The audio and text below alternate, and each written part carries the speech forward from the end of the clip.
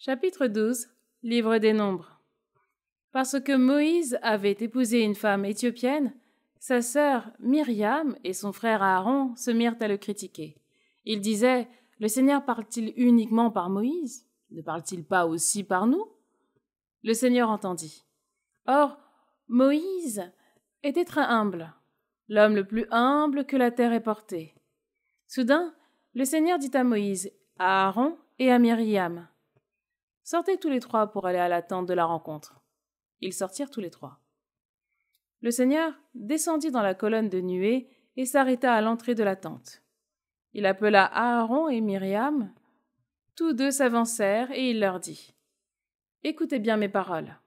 Quand il y a parmi vous un prophète du Seigneur, je me fais connaître à lui dans une vision.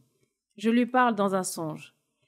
Il n'en est pas ainsi pour mon serviteur Moïse, lui qui, dans toute ma maison, est digne de confiance.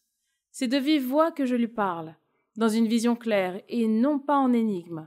Ce qu'il regarde, c'est la forme même du Seigneur. Pourquoi avez-vous osé critiquer mon serviteur Moïse? » La colère du Seigneur s'enflamma contre eux, puis il s'en alla. La nuée s'éloigna de la tente, et voici, Myriam était couverte d'une lèpre blanche comme la neige. Aaron se tourna vers elle, et voici qu'elle était lépreuse. Il dit alors à Moïse, « Je t'en supplie, mon Seigneur, ne fais pas retomber sur nous ce péché que nous avons eu la folie de commettre.